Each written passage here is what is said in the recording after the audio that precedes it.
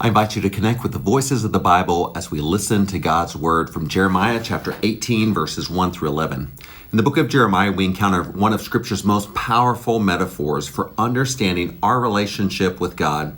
The image of a potter working with clay speaks directly to questions we all face. Can I change? Will my past determine my future? Does God give second chances? To understand this passage, we need to step back into Jerusalem around 600 BCE. Jeremiah prophesied during one of Israel's darkest periods as the Babylonian Empire threatened their very existence. The people had strayed from God's ways, pursuing other gods and forsaking justice. Rather than just sending words, God instructs Jeremiah to visit a potter's workshop for a living demonstration of divine truth. As Jeremiah watches, something fascinating happens. The potter works on a vessel that becomes misshapen. Instead of discarding the clay in frustration, the skilled artisan simply presses it down and begins again, reshaping it into something new. Now, in this ordinary workspace, Jeremiah witnesses an extraordinary revelation. The message becomes clear in verses 5 through 6. House of Israel, can't I deal with you like this potter, declares the Lord? Like clay in the potter's hands, so are you in mine, house of Israel. This isn't just about divine power, it reveals God's patience. When our lives become misshapen through poor choices or circumstances, God doesn't discard us, but seeks to reshape us.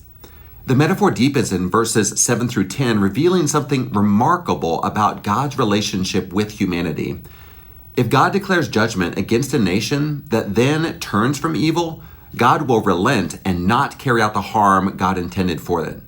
Conversely, if God promises blessings to a nation that then turns to evil, God will relent and not carry out the good that God intended for it. This portrays a responsive relationship between Creator and creation, where our choices matter tremendously. The passage concludes with urgency in verse 11. So each one of you turn from your evil ways, reform your ways and your actions. Here lies the crucial decision point. Will we remain rigid, resisting the potter's hands, or will we yield to being reshaped? So how might this ancient metaphor speak into our lives today? First, it invites us to recognize areas where we've become misshapen, relationships damaged by selfishness, habits that diminish rather than enhance life, attitudes hardened by prejudice or fear. Identifying these areas is the first step toward transformation. Second, it challenges us to yield to the potter's hands through practices of surrender. This might look like daily moments of prayer, simply saying, reshape this part of my life according to your will.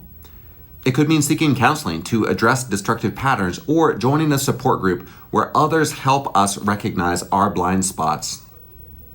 Third, it reminds us that our communities need reshaping too.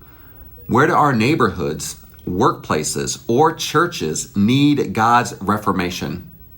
Perhaps God is calling you to be a part of that reshaping work, standing against injustice or extending compassion where it's been lacking. The potter's wheel keeps spinning. The question is whether we'll resist or surrender to the hands that seek not to destroy us, but to form us into vessels of purpose and beauty. As you move through your week, consider what part of your life needs to be placed on God's wheel, trusting that even our flaws and failures become raw material for something new in the potter's skilled hands.